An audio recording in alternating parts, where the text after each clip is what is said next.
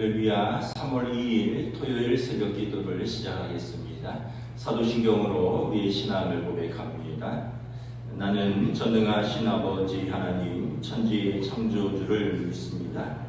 나는 그의 유일하신 아들 우리 주 예수 그리스도를 믿습니다. 그는 성령으로 잉태되어 동정녀 마리아에게서 나시고 본디오 빌라도에게 고난을 받아 십자가에 못 박혀 죽으시고 장사된 지 사흘 만에 죽은 자 가운데서 다시 살아나셨으며 하늘에 오르시어 전능하신 아버지 하나님 우편에 앉아 계시다가 거기로부터 살아있는 자와 죽은 자를 심판하러 오십니다. 나는 성령을 믿으며 거룩한 공교회와 성도의 교제와 죄를 용서받는 것과 몸의 부활과 영생을 믿습니다.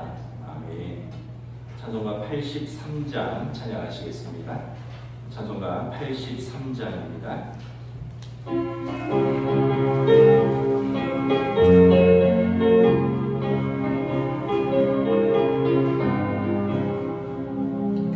나의 맘에 그친 구름 가득하게 덮이고 슬픈 눈물 하염없이 흐를 때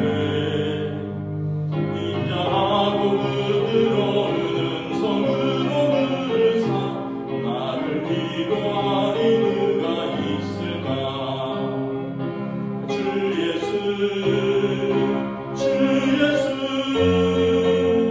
주 예수밖에 누가 있으랴.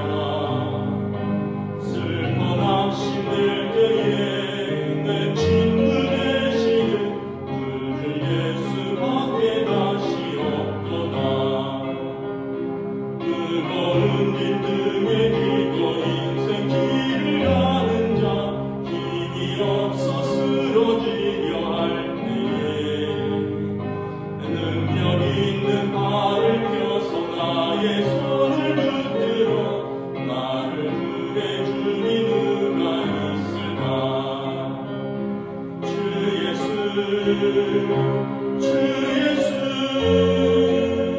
주 예수밖에 누가 있으랴. 슬퍼 낙심될 때에 내 친구 되시는 그 주 예수밖에 다시 없도다. 지은 죄를 돌아보니 부끄럽고 괴로워 자나게 나가면 평안 없을 때 주 한 죄인 용납하사 품에 안아주시고 깨끗하게 하시니가 누굴까. 주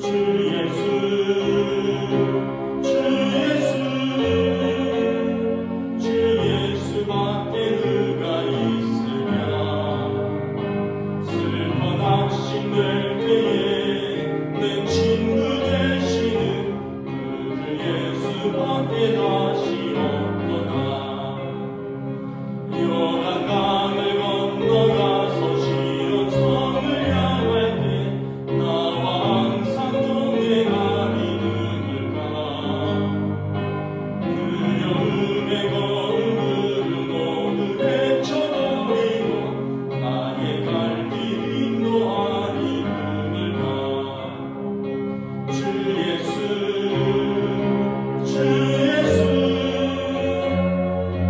예수밖에 누가 있으랴. 슬퍼 낙심될 때에 내 친구 되시는 그 주 예수밖에 다시 없도다. 아멘. 오늘 우리 주신 하나님 말씀은 구약성경 시편 43편입니다. 구약성경 시편 43편입니다. 구약성경 833페이지입니다. 다 찾으신 줄 알고 저와 여러분들이 한 절씩 교도하겠습니다. 시편 43편입니다. 하나님이 나를 판단하시되 경건하지 아니한 나라에 대하여 내 송사를 변호하시며 간사하고 불의한 자에게서 나를 건지소서. 주는 나의 힘이 되신 하나님이시거늘 어찌하여 나를 버리셨나이까? 내가 어찌하여 원수의 억압으로 말미암아 슬프게 다니니까? 주의 빛과 주의 진리를 보내시어 나를 인도하시고 주의 거룩한 산과 주께서 계시는 곳에 이르게 하소서. 그러즉 내가 하나님의 제단에 나아가 나의 큰 기쁨의 하나님께 이르리이다. 하나님이여 나의 하나님이여 내가 순응으로 주를 찬양하리이다. 함께 읽습니다. 내 영혼아 내가 어찌하여 낙심하며 어찌하여 내 속에서 불안해하는가? 너는 하나님께 소망을 두라. 그가 나타나 도우심으로 말미암아 내 하나님을 여전히 찬송하리로다. 아멘. 할렐루야. 오늘 또 토요 새벽 기도에 나오신 우리 성도들을 주님의 이름으로 환영하고 축복합니다. 우리 한번 또 인사하겠습니다. 한 주간 평안하셨습니까? 봄을 시샘하는 꽃샘추위가 지금 바짝 이렇게 나는데 항상 학교 갈 때쯤 되면 추운 것 같아요. 시편 말씀을 우리가 새벽에 보고 있는데 시편 42편과 시편 43편은 동일한 저자가 지은 연속 시편으로 보고 있습니다. 왜냐하면 시편 42편 5절 9절하고 시편 43편 5절이 같은 내용이 나와 있습니다. 내 영혼아 내가 어찌하여 낙심하며 어찌하여 내 속에서 불안해하는가? 너는 하나님께 소망을 두라. 그가 나타나 도우심으로 말미암아 내 하나님을 여전히 찬송하리로다. 이 시편 42편의 5절 9절 시편 43편의 5절 동일하게 거의 나와 있는 문장으로서 그럼 같은 저자가 쓴 연속선상의 시편이 아닌가 이렇게 볼 수 있습니다. 그러면 저자도 같은 저자겠죠. 시편 42편에 보면 고라 자손의 마스기를 이렇게 되어 있습니다. 고라 자손이 쓴 마스길, 묵상 또는 교훈, 찬양이라는 뜻입니다. 고라 자손은 레위 지파였죠. 모세와는 사촌간입니다. 할아버지가 같죠. 그런데 민수기 16장에 보면 광야를 지날 때 고라 자손이 이제 불안당 250명을 모아서 아론과 모세를 대적합니다. 하나님이 당신하고만 말씀하셨느냐? 왜 우리의 왕처럼 군림하느냐? 그래서 고라 자손이 반역을 하고 그래서 하나님께서 모세와 아론의 리더십을 세워주시면서 고라 자손을 땅을 열어서 그들을 그냥 땅이 그대로 삼켜버리는 심판을 행하십니다. 그때 고라와 그를 추종하는 250명의 성경 보면 이제 불량분자들이라고 나와 있는데 그들이 하나님의 징벌을 받았고요. 그때 고라의 반역에 가담하지 않고 살아남은 고라 자손들이 있습니다.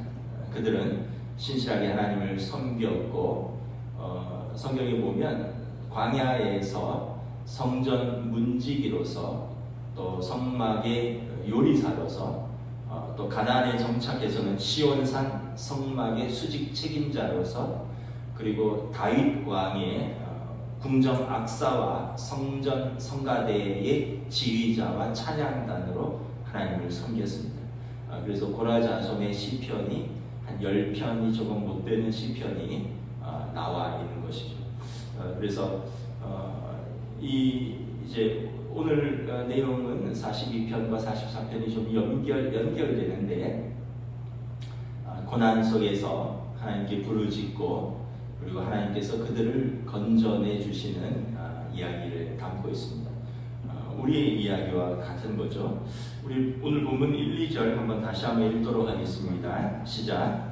하나님이여 나를 판단하시되 경건하지 아니한 나라에 대하여 내 송사를 변호하시며 간사하고 불의한 자에게서 나를 건지소서. 주는 나의 힘이 되신 하나님이시거늘 어찌하여 나를 버리셨나이까? 내가 어찌하여 원수의 억압으로 말미암아 슬프게 다니나이까? 이 보면 경건하지 아니한 나라들에 의해서 그들이 판단받고 있다는 것입니다.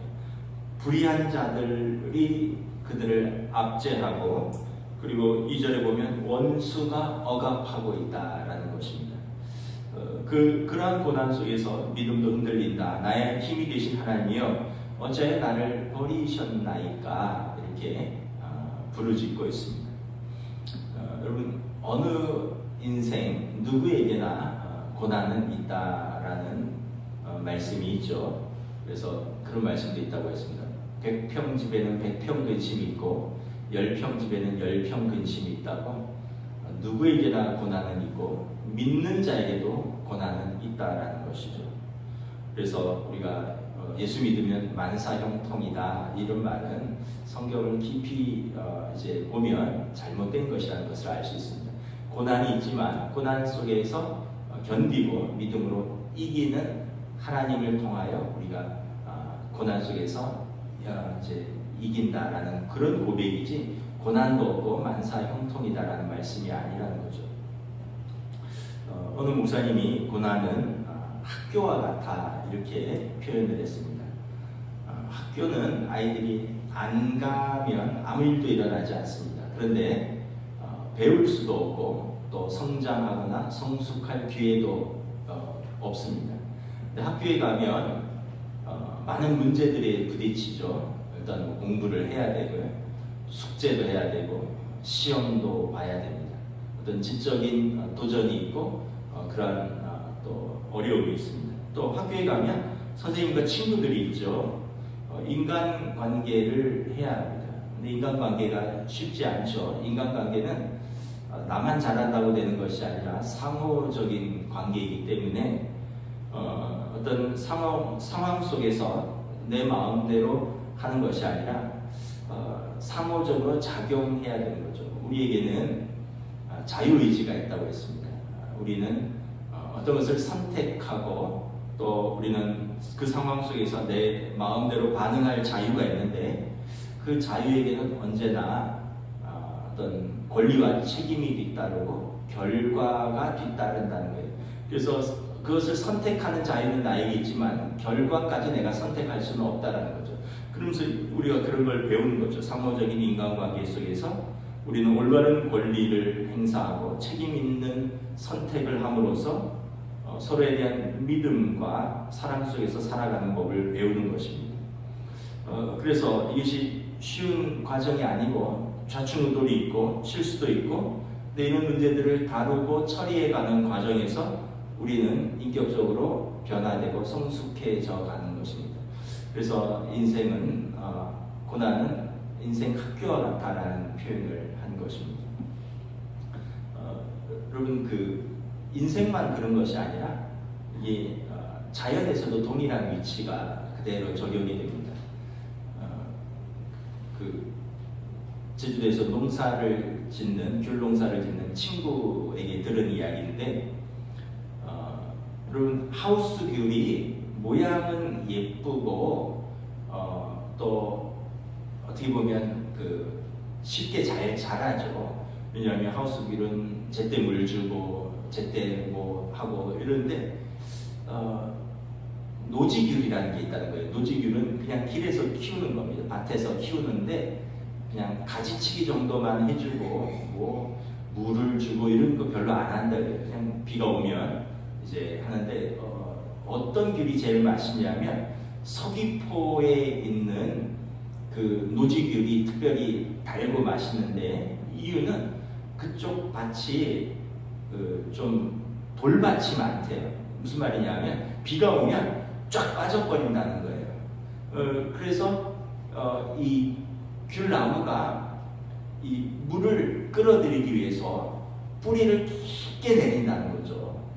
그래서 뿌리를 깊게 내리고 양분을 끌어오면서 이 귤이 이제 쉽게 얘기하면 막 귤나무가 용을 쓰는 거죠. 그래서 그 서귀포의 노지귤은 뭐 먹어본 분들은 아시겠지만 껍질도 잘 안 까져요.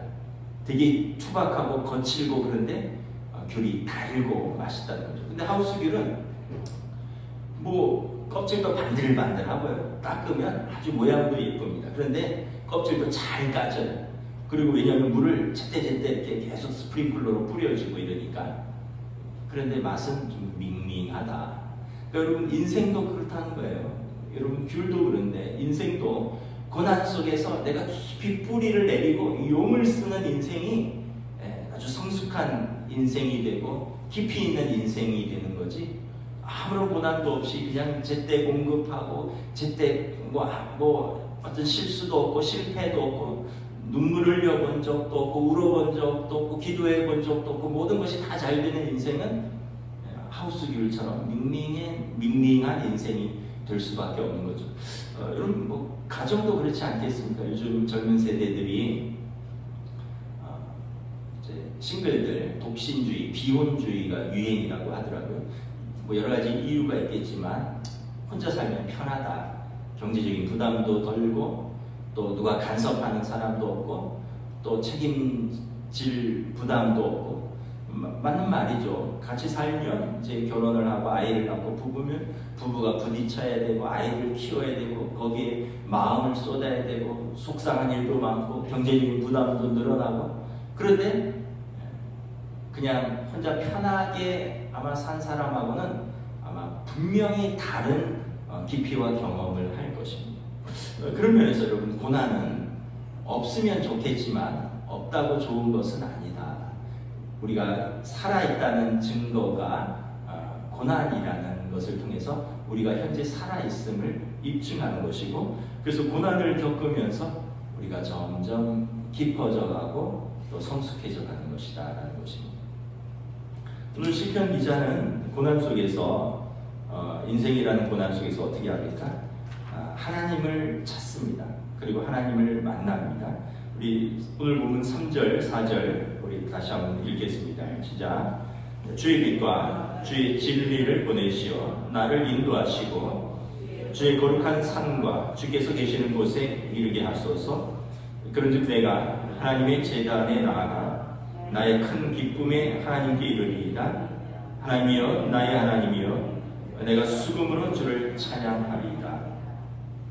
3절을 보면 시편 기자는 고난 속에서 빛과 진리 되신 하나님이 계신 곳으로 나아갑니다. 4절을 보면 하나님의 제단에 나아가 하나님 나의 하나님이여 부르짖으면서 기도하고요. 하나님의 제단에 나아가 수금으로 찬양합니다. 시편은 믿음의 우리 선조들의 기도여 찬양입니다. 고난 속에서 부르짖고 하나님을 찾고 하나님께 매달리고 하나님께 기도하며 찬양한 기록들입니다. 우리가 고난이라는 인생학교에서 우리가 배우고 성숙하기도 하지만 무엇보다 우리는 고난 속에서 하나님을 찾고 알아가고 경험하면서 믿음의 사람으로 빚어집니다. 아브라함을 믿음의 조상이라고 하잖아요. 근데 이제 아브라함의 인생은 10가지 시험으로 가득 차 있다 이런 표현을 씁니다. 10가지 시험이다라는 의미는 뭐냐면 열이라는 것은 만수입니다.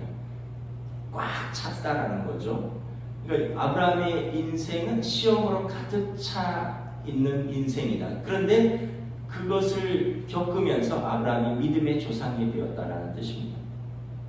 갈대아 우르에서 하나님이 아브라함을 부르십니다.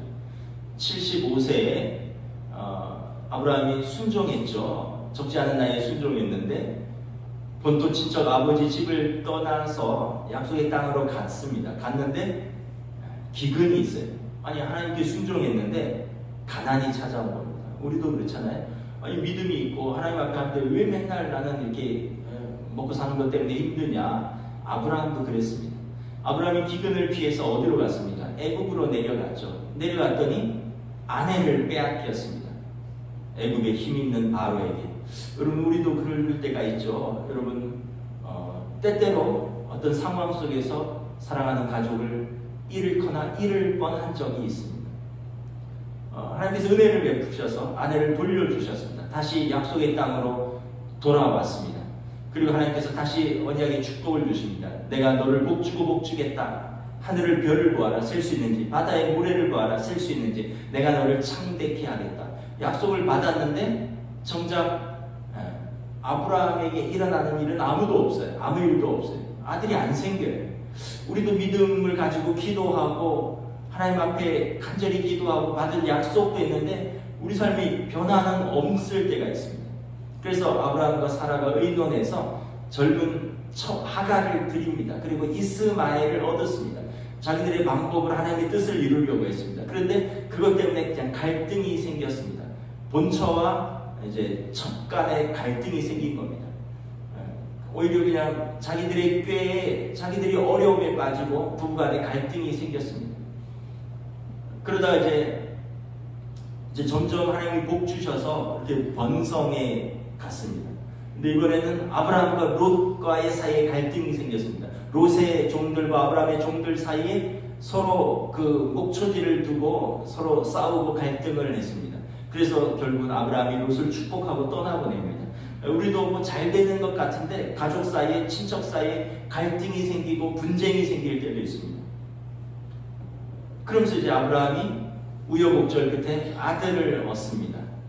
아들을 얻고 귀한 아들을 얻고 그 가정에 웃음꽃이 핍니다. 이삭이죠. 아들 이름이 이삭, 웃음. 그런데 이제는 적자와 서자, 이삭과 이스마엘 간에 갈등이 생깁니다. 결국은 하갈과 이스마엘을 내보냅니다. 내쫓습니다. 그러니까 어떻게 보면 아브라함의 인생은 우리 인생하고 똑같습니다. 부르심을 받았고 믿음으로 출발했는데 먹고 사는 문제, 기근 문제, 가족 간의 갈등 문제, 친척 간의 갈등 문제, 그리고 또 그 안에서 그 갈등을 다루는 문제들, 결국은 아브라함의 마지막 10번째 시험이 무엇입니까? 이삭을 바치라는 거예요. 그 시험은 아브라함이 가장 의지하고 사랑하는 대상이 누구냐를 시험하는 마지막 시험입니다. 여러분, 우리 모두에게 가장 사랑하고 가장 우리가 아끼는 대상은 자식입니다. 하나님이 아브라함에게 네 자식을 달라고 말합니다. 오늘 우리도 누가 뭐래도요, 우리 자식을 우리가 가장 아끼고 사랑합니다. 그래서 자식이 우리에게 우상이 될 때가 있습니다. 하나님께서 우리에게 자식을 요구하십니다. 네가 가장 사랑하고 아끼는 것이 누구인지 마지막으로 입증해 보라는 거예요. 아브라함이 모리아 산에서 이 시험을 통과합니다. 그리고 아브라함의 이야기는 창세기에서 이제 끝납니다. 아브라함의 이야기는 그냥 시험으로 가득 차 있고 이걸 견디면서 고통스러워하고 이걸 처리하면서 배우고 성숙해가는 과정들입니다. 결과적으로 아브라함의 이야기는 시험과 고난으로 가득 차 있는데 이를 통해서 하나님을 알아가는 과정이 되는 거죠. 하나님을 경험해가는 과정이 되었습니다. 아브라함 인생의 모든 시험은 임마누엘, 하나님께서 우리와 함께 하심을 경험하는 과정이었던 것입니다. 여러분, 시편의 거의 절반을 쓴 다윗도 그랬습니다. 시편 150편의 거의 절반 가까이가 다윗의 시입니다. 근데 다윗이 기뻐서만 쓴 것이 아닙니다. 탄원시, 울면서 쓴 시, 호소하는 시, 도망다니면서 쓴 시, 심지어는 아들 압살롬의 반역의 성을 쫓겨나면서 울면서 쓴 시, 온 시들은 다윗의 그 하나님을 경험하는 시입니다. 그러면서 그의 최종 고백은 시편 23편입니다. 여호와는 나의 목자시니 내게 부족함이 없으리로다. 이것이 다윗의 시편으로서 다윗이 고난 속에서 그가 하나님을 찾아가고 알아가고 경험했던 고백이 되었습니다. 욥도 그렇죠. 욥기 42편 5절에 내가 주께 대하여 귀로 듣기만 하였사오니 이제는 눈으로 주를 배움나이다. 우리도 그렇습니다. 우리도 다윗이나 욥이나 요셉이나 아브라함의 비할 바는 아니지만 우리 나름대로의 시험이 있고 고난이 있고, 그러면서 우리도 우리 나름대로의 하나님 앞에서의 부르짖음이 있고 하나님 앞에서 우리가 눈물로 호소하며 기도하며 씨름하며 믿음으로 우리가 선택하면서 하나님 앞에 발버둥 쳤던 시간들이 있습니다. 그러면서 그런 우리가 이렇게 지금 빚어질 수 있었고 지금 우리가 이 자리에 있는 것입니다. 그러면서 모든 것은 하나님의 은혜로다라고 고백할 수 있는 것은 우리가 이 과정을 어느 정도 통과했기 때문에 그런 것입니다. 그래서 환난은 인내를, 인내는 연단은, 연단은 소망을 이루는 줄 알미로라. 그래서 우리에게 고난을 통해서 인내를 배우고 인내를 통해서 연단되고 우리가 그 연단 속에서 우리가 진정한 하나님 나라의 소망을 바라보게 되는 것이죠.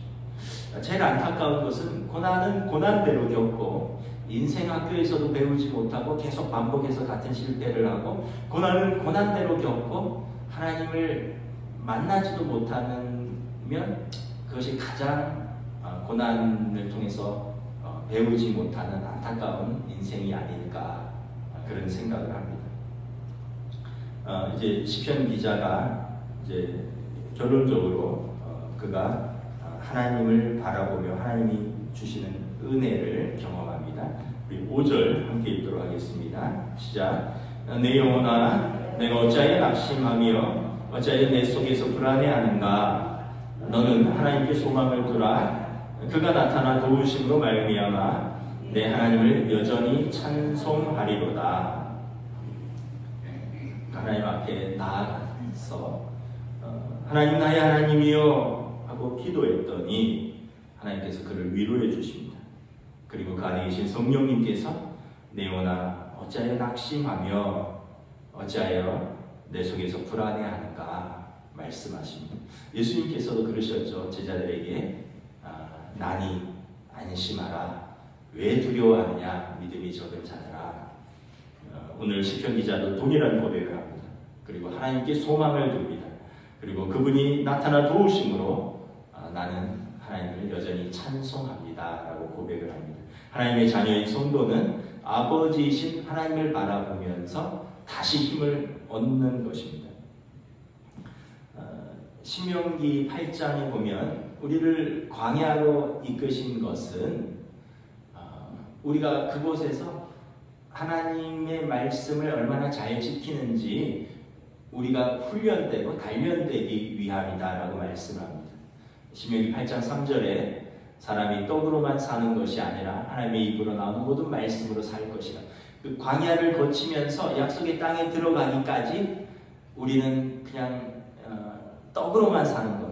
우리가 하나님을 바라보지 않고 하나님이 주시는 시험을 통과하지 않으면 인생은 떡으로만 사는 줄 안다는 거예요. 근데 광야를 거치면서 광야의 시험을 거치면서 먹을 것이 없다, 마실 것이 없다, 뭐 길이 험하다, 뒤에서 우리를 공격하는 사람들이 있다, 뭐 리더십이 이렇다, 뭐 이러면서 여러 가지 불평과 어려움이 있고, 그런데 그 과정을 쭉 통과하면서 약속의 땅에 들어가기까지 그들이 깨닫고 배우는 것은 사람이 떡으로만 사는 것이 아니라 하나님의 말씀으로 사는 것이구나. 그래서 신명기 8장 3절에 너를 낮추시며 너를 줄이게 하시며 또 너로 알지 못하며 내 조상들도 알지 못하던 만나를 내게 먹이신 것은 사람이 떡으로만 사는 것이 아니요 여호와의 입으로 나오는 모든 말씀으로 사는 줄을 내가 알게 하려 하심이라. 그리고 이스라엘이 경험한 것은 그들이 줄이지 않았고요, 그들이 헐벗지 않았고, 광야 40년 동안 신발이 헤어지지 아니하였고 옷이 떨어지지 아니하였고, 그들이 매일 공급하시는 하나님의 은혜 가운데 약속의 땅에 들어갔다는 것입니다. 우리가 저와 여러분이 이렇게 하나님 나라에 들어가기까지는 우리는 광야라는 인생 학교를 계속 거칠 것입니다. 그러면서 먹고 사는 시험도 있고, 또 뭐 누가 뒤에서 아말렉이 공격하는 시험도 있고, 길도 험하기도 하고, 그 안에서 우리 안에 불평도 있고, 근데 그러면서 우리가 하나님을 알아가고 하나님을 만나가고 하나님을 경험하고 하나님을 의지하는 삶을 배우는 것입니다. 그리고 이제 약속의 땅에 들어가는 영광스러운 하나님 나라에 입성하는 것입니다. 그래서 이 땅에서 살아가는 모든 과정은 하나님 나라에 들어가는 연습인 것입니다. 여기에서 실패하면 안 되는 거죠. 믿음으로 우리가 이 길을 우리 오늘 시편 기자의 고백처럼 하나님 앞에서 제단으로 나아가 기도하고 찬송하며 하나님을 의지하며 우리가 이 믿음의 여정을 승리할 수 있기를 우리 주님의 이름으로 축복합니다. 기도하겠습니다. 우리 함께 잠시 같이 기도하겠습니다. 합심해서 기도하겠습니다. 우리의 여정은 어쩌면 죽을 때까지 크고 작은 문제 속에서 씨름하는 것일 수도 있습니다. 그러나 그것이 우리가 마땅히 걸어야 할 길이고요. 이 길을 걸으면서 우리는 성숙하고 변화되고 하나님의 자녀로 온전히 빚어질 것입니다. 피하지 않고 믿음으로 걷고 주님 우리와 임마누엘의 하나님 동행하여 주시옵소서. 우리 함께 고백하며 기도하며 나아가도록 하겠습니다. 하나님의 은혜가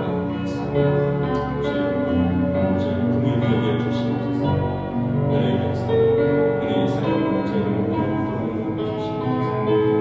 우리의 인생 광야와 같은 인생 여러 가지 시험과 문제 속에서 우리가 이 문제를 이 고난을 피할 수 있으면 피하고 좋지. 또는 우리가 마땅히 마셔야 하는 잠이라면 우리가 주님 주시는 힘으로 은혜로 우리가 견디고 이기고 환난 속에서 연단 속에서 인내 속에서 우리가 빚어지고 또 변하며 소망을 바라볼 수 있는 은혜를 보여주시옵소서. 오늘 시편 기자의 고백이 우리의 고백이 될 수 있는 하나님 긍휼히 여겨주시옵소서.